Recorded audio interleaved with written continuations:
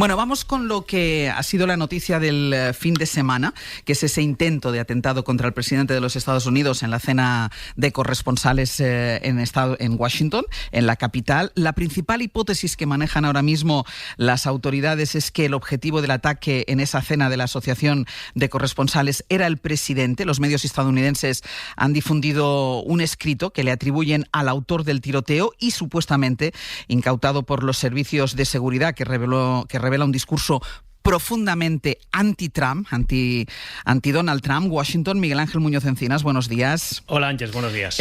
Miguel, en ese documento, ese manifiesto, como lo han llamado el propio Trump, se señala claramente a las autoridades como el objetivo y llega incluso a precisar que de mayor a menor nivel. Sí, y la máxima autoridad en esa sala era el presidente. Por eso se maneja como principal hipótesis que él fuera el objetivo. Esta madrugada la CBS ha emitido una entrevista que había grabado horas antes con Donald Trump en la Casa Blanca. La periodista le ha preguntado directamente si creía que él era el objetivo.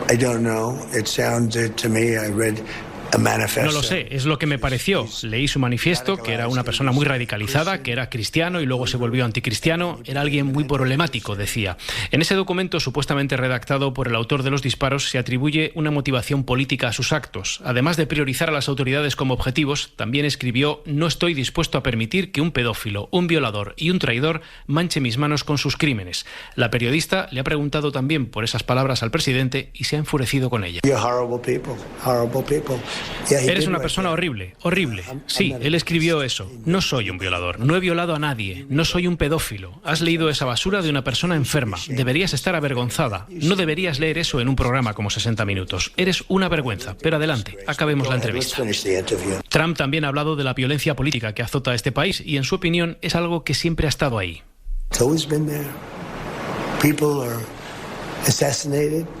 Que no cree que hay ahora más violencia que en otras épocas de Estados Unidos, pero sí ha dicho que cree que el discurso de odio que destilan los demócratas es muy peligroso para Estados Unidos. El detenido Alan Cole, un profesor de 31 años de California, pasará esta mañana, hora de Washington, a disposición judicial. De momento está acusado de posesión ilegal de armas y uso de ellas en un crimen violento. Sin embargo, las motivaciones políticas que figuran en ese supuesto escrito pueden cambiar los cargos que se le imputan. Y Miguel, ¿qué ha trascendido de cómo llegó a Washington el tirador, el atacante, y cómo pudo introducir las armas en el hotel? Pues según contaba el fiscal general Todd Blanche, Alan Cole adquirió sus armas hace años y para llegar hasta Washington hizo un largo recorrido.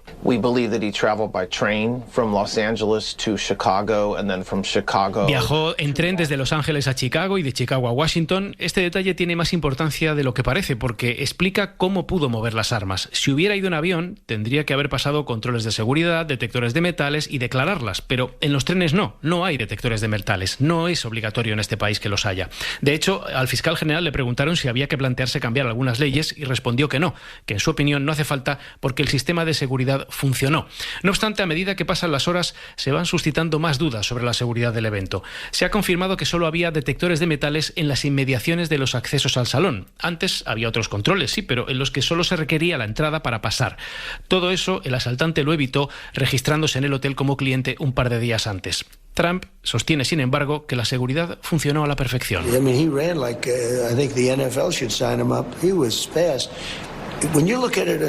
Que el tirador era tan rápido que deberían contratarlo en la NFL, la Liga de Fútbol Americano, pero que los agentes actuaron con enorme profesionalidad y lo redujeron de inmediato, que ni siquiera llegó a entrar al salón. Y por otro lado, también se ha planteado la pregunta de si es razonable que el sábado estuvieran en una misma sala 5 de las 6 personas que ocupan la línea sucesoria en supuesto de que le ocurra algo al presidente.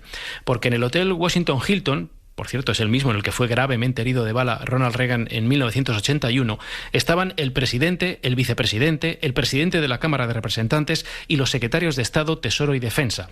Solo faltaba el senador de mayor edad del partido que ostenta la mayoría de la Cámara Alta, que es el cuarto en esa línea.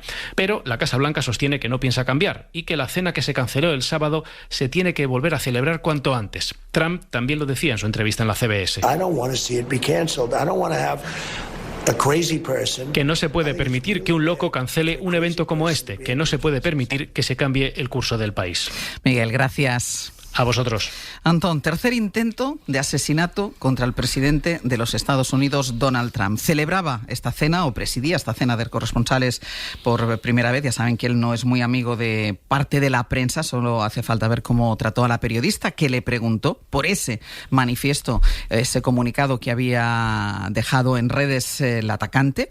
No es muy amigo de determinada prensa y allí fue donde, en ese escenario, fue donde se intentó asesinar al presidente de los Estados Unidos por tercera vez, insisto, desde su mandato. Antón.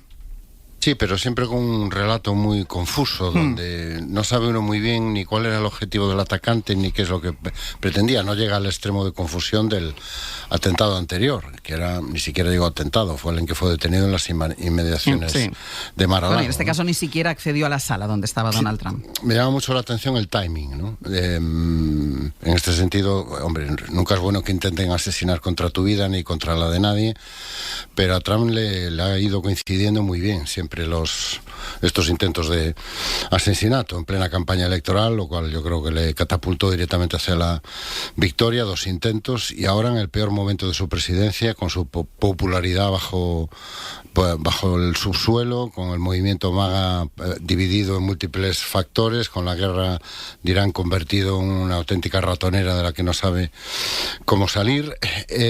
Dice Trump que siempre ha habido violencia política en Estados Unidos. Bueno, suele pasar en un país donde el 70% de la población va armada. Lo normal es, a lo mejor deberían preguntarse si la violencia política no tiene parte consecuencia de que si tienes un arma es fácil que acabes sucumbiendo a la tentación de resolver las desavenencias políticas con alguien a tiros, ¿no? Es cierto que la violencia política siempre ha existido en Estados Unidos, es cierto que tiene una larga historia de presidentes asesinados, algunos de los más relevantes como Abraham Lincoln, JFK, más relevante por la cultura pop que por su presidencia, pero yo creo que nunca han tenido un presidente que excitara tanto la violencia política como Donald Trump. Nunca han tenido un presidente que dijera en un mitin que podría disparar a alguien en la Quinta Avenida y le seguirían votando.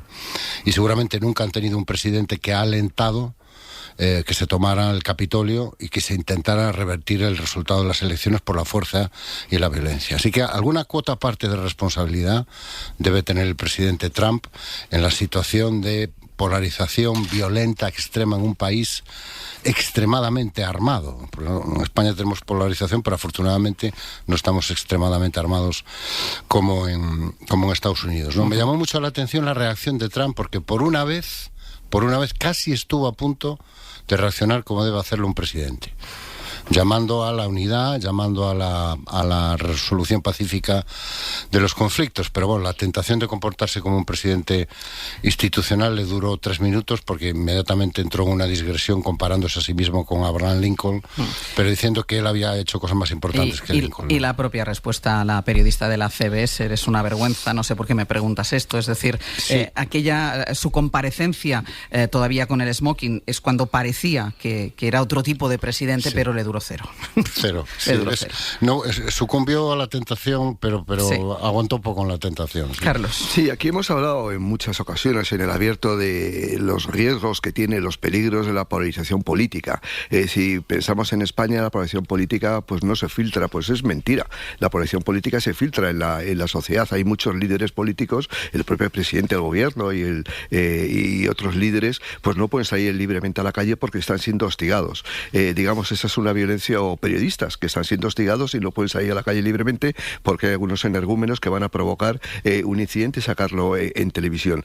Yo creo que en Europa, como bien decía Antón, probablemente esa polarización política que se filtra en la sociedad tenga menos relevancia porque no tenemos esa cultura de la violencia política que hay en Estados Unidos. Menos riesgo, yo creo la palabra riesgo. Claro, riesgo, no, por eso más que relevancia. Sí, de riesgo, sí, tenemos un riesgo probablemente de baja intensidad respecto de Estados Unidos, que es un país históricamente con mucha que ha vivido en la violencia política. Ha habido 4 presidentes asesinados, múltiples atentados, y al final eso se filtra. Hace no demasiados meses ocurrió el asesinato de Charlie Kirk, un miembro de la extrema derecha, pero tenía derecho a vivir y tenía derecho a mantener sus posiciones libremente. Yo creo que esa cultura de violencia política se está fomentando desde arriba por razones electorales. Eso está ocurriendo incluso si y no quiero sacarlo de madre como se suele decir, con el tema de la inmigración. Cuando tú señalas a los inmigrantes como culpables de lo que está pasando en España, de que no haya vivienda, de que haya mucha demora en la sanidad, de que no tengas acceso a un buen sistema educativo o a las guarderías o niños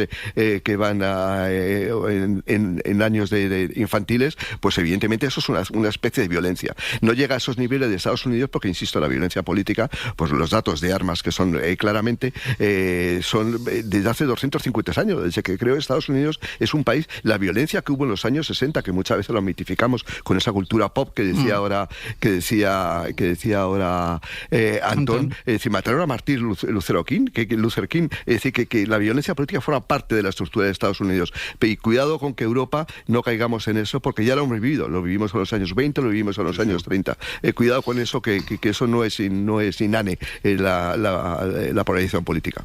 Sí, fíjate que yo creo que uno de los hechos más llamativos es también cómo aquí, por ejemplo, nuestro presidente del gobierno, que sabemos que tiene sus refriegas contra lo primero que hizo fue poner un tuit. Es decir, poner un tuit y decir que esto es intolerable, que esto no tiene por qué producirse. Yo creo que cada vez que ocurre un hecho de estas características terribles, lo que tiene que hacer la clase política es cerrar filas y decir esto es intolerable, porque hoy te puede pasar a ti, mañana a este, mañana a mí. Entonces, yo eso, la verdad que lo vi un gesto muy noble y pensé, chapó, las cosas hay que decirlas como son. Luego, en segundo lugar, obviamente nos diferencia algo fundamental y es la tenencia de armas. Aquí las armas no circulan barra libre como en Estados Unidos. No es un derecho legítimo del ciudadano tener un arma. Tienes que pasar una serie de controles, tienes que tener unos psicotécnicos, no tener unos antecedentes. En Estados Unidos, tristemente, las armas circulan con una facilidad que clama al cielo. Luego también, aunque es cierto que hay una historial de violencia en Estados Unidos, también tenemos que tener en cuenta que hoy el debate público, y yo sí quiero retomar el tema de las acciones del ICE en Estados Unidos, hemos normalizado o visto ya como si fuera una especie de película virtual que se pueda abatir a un ciudadano a tiros en medio de la calle y el escándalo se produce ese día, la semana siguiente, y ya sigue la vida. Y sale Trump y vuelve a decir una enésima butad de las que él nos tiene acostumbrados, porque creo que el debate público en Estados Unidos hoy se ha virtualizado muchísimo. Parece que ya no somos capaces de diferenciar la realidad de la ficción. Están pasando cosas todo el tiempo muy estrambóticas. De golpe un día se extrae a un presidente de un país, de golpe un día se declara una guerra que uno no sabe ni por qué. Y por supuesto esto en absoluto legitima lo que ha ocurrido, la firme condena a los tres intentos de asesinato al presidente Donald Trump. Pero creo que toda esta virtualización acaba teniendo consecuencias. El hecho de que las cosas no tengan su gravedad en su justo contexto está contribuyendo a un sentimiento de enrarecimiento, de conspiración, de que yo creo que el propio ciudadano está muy desconcertado con todo lo que ocurre, y esto, a mi entender, a la gente que a lo mejor no está también en sus facultades cognitivas, por decirlo de forma eufemística, parece que acaba normalizando este tipo de barbaridades o atrocidades. En el abierto de Hoy por Hoy con Estefanía Molina, con Carlos Sánchez y con Antón Losada, hablando todavía de ese intento de ataque, de ese intento de atentado contra el presidente de los Estados Unidos, Donald Trump, el sábado por la noche, en la cena de corresponsales de la Casa Blanca. Y Antón, ¿querías decir algo? Sí, quería comentar el otro ángulo, que yo creo que en Estados Unidos se está abriendo ahora paso en la agenda mediática, ¿no? Que es la habilidad o la capacidad de los servicios de seguridad. Es decir, resulta realmente muy llamativo, según vamos conociendo el caso, la facilidad con la que alguien puede moverse en Estados Unidos llevando una escopeta, 2 cuchillos y no sé cuántas cosas más, registrarse en un hotel céntrico en Washington, un hotel enorme, además, todo hay que decirlo. Yo pasé muchas veces por delante de ese hotel cuando vivía en Washington, y la capacidad o la habilidad de los servicios secretos y de la Agencia Nacional de Seguridad para proteger efectivamente al presidente de los Estados Unidos, ¿no? Sorprende mucho, porque sobre todo yo creo que todos tenemos esta cultura hollywoodiense, ¿no? Donde el servicio que escolta al presidente es el top del top del top, y cuando se quiere matar a un presidente hay que elaborar un complejísimo plan, y aquí, hombre, los 3 planes de momento complejos no eran, ¿no? Ha habido una modulación del discurso sobre eso por parte del propio Donald Trump, que al principio parecía que señalaba a los servicios secretos y a la seguridad, después lo matizó y no no es tan así, pero sí es verdad que hay unanimidad entre los periodistas que estaban en esa cena de corresponsales, entre ellos muchos españoles, porque estaban los corresponsales habituales en Washington en esa cena, que a todos les llamaba la atención la poca seguridad que había para acceder a ese hotel en el que no solo estaba Donald Trump, sino una cosa que destacan todos ellos, es que estaban todos aquellos que tendrían que suceder a Donald Trump en el caso de que al presidente de los Estados Unidos le ocurriera algo. La facilidad con la que se accedía, anoche estuvimos hablando con una de las responsables de informativos en Telemundo, que decía podías entrar porque no te hacían enseñar una acreditación, el DNI, vamos a decir, para confirmar que esa invitación que tú tenías correspondía a ti, que podías haber conseguido esa invitación porque la encontraste por la calle. Es que las propias imágenes de detención del sospechoso resultan muy llamativas. Al final es un tío corriendo por el pasillo de un hotel y no sé, o sea, a mí por lo menos me resulta muy llamativo, porque uno siempre tiene en la cabeza, insisto, por esa cultura cinematográfica que tenemos todos o televisiva, que hombre, intentar asesinar al presidente normalmente requiere una logística y una planificación enorme y compleja, y aquí parece todo como... Pero en los 3 intentos de asesinato, sobre todo en el segundo, que yo sinceramente tengo serias reservas sobre lo que pasó allí, realmente sin cuestionar, por supuesto, la gravedad de los hechos, pero es que esto... No sé, a lo mejor la conclusión que uno tiene que sacar es que cuando uno se rodea de inútiles, pues acaban pasando estas cosas, ¿no? Estefanía. Bueno, y fíjate, Trump parece que había rechazado varias veces acudir a esa cena. Es decir, que esto podría haber sido... era la primera vez que iba. Exacto, el infortunio del infortunio. Y luego la logística, o sea, claramente tampoco es que fuera una persona con una gran infraestructura, este presunto homicida, pero claramente había recorrido muchos kilómetros, se lo había preparado bien, sabía cómo acreditarse al hotel. Entonces, yo creo que ahí había una premeditación, esta carta que se ha trascendido en los medios que decíamos que parece ser que escribió él. Pero yo quiero aquí separar 2 planos, porque Trump sí que sostiene mucho el discurso para llevar a cabo ciertas políticas en Estados Unidos de que la violencia ha ido a más, por ejemplo en Washington en general, pero si uno mira datos y el propio FBI, en el año 2023 los datos de homicidio decayeron muchísimo, hubo un descenso, y en el propio Washington, que él siempre habla de que eso es la ciudad sin ley, etcétera, también había habido un descenso. ¿Qué puede ser lo que esté ocurriendo aquí? Que precisamente eso yo creo que es el vivo síntoma de la polarización. Puede ser que la sociedad hoy no sea tan violenta, ha habido un descenso de la criminalidad, pero las motivaciones políticas son las que están repuntando en estos casos de tentativa de magnicidio, por llamarlo de algún modo. Es que ya son 3 veces en muy poco tiempo. La de cuando le rozó la oreja, una que estaba él en Palm Beach jugando a golf y apareció como una especie de cañón apuntándole y luego detuvieron a la persona, aunque no llegó a disparar. Y esta última. Entonces, parece que el objetivo es muy, muy concreto. Sí, ningún servicio secreto es, por razones obvias, es infalible. Todos fallan, incluso el de Estados Unidos, que tiene unos medios extraordinarios, como se ha demostrado en el último ley presupuestaria de Estados Unidos. La partida que más ha subido es para el ICE, para todo el asunto de la seguridad en el Estado, bueno, porque eso le da réditos políticos a Donald Trump. Yo creo que tenemos que buscar las causas, insisto en esto, que decir, yo creo que no se trata de poner, como comentábamos antes en el abierto, de poner barreras de seguridad en los institutos, en los colegios, poner arcos de metales, es decir, hacer una sociedad militarizada. Es decir, hay que buscar un equilibrio. Evidentemente podría ser mucho más seguro los servicios secretos si militarizan la sociedad. Prácticamente cuando entras en cualquier centro público, pues tienes que dar el DNI, prácticamente te pueden cachear y probablemente ahí habría mucho menos atentados. Pero yo creo que hay las causas. Y las causas de la violencia política en Estados Unidos están perfectamente identificadas. Tienes armas. Cualquier ciudadano tiene el derecho a portar armas. Y eso es algo que no se ha eliminado, y mira que muchas veces algún presidente demócrata ha intentado restringir, limitar el uso de armas. Y 2, el propio lenguaje político. La violencia política es fruto del lenguaje político de los políticos. Cuando Donald Trump dice a la entrevistadora de la CBS que usted es una sinvergüenza porque pregunta lo obvio, porque tiene que leer lo que dice el comunicado de este individuo, pues evidentemente eso es violencia política. Es decir, cómo se utilizó políticamente el asesinato de Charlie Kirk por parte de los republicanos y de la extrema derecha de Estados Unidos para decir que son los demócratas en lo que están azuzando la violencia política. Esas son las causas. Es decir, luego puedo militarizar la sociedad, pero yo creo que eso no sería un buen resultado. Vamos a ver de dónde viene el origen de nuestros problemas, más que poner militares y controles de seguridad que van probablemente a ningún lado. La violencia política tiene consecuencias consecuencias, y tú decías antes, algo que me parece muy importante. Cuando señalas a alguien, cuando señalas al diferente, en este caso aquí en España a los migrantes, o cuando señalas a los periodistas, en este caso lo hemos visto claramente a Donald Trump, o aquí, con esas persecuciones y esos acosos, eso tiene consecuencias. Es decir, no es gratis. Exacto, hay que tener mucho cuidado.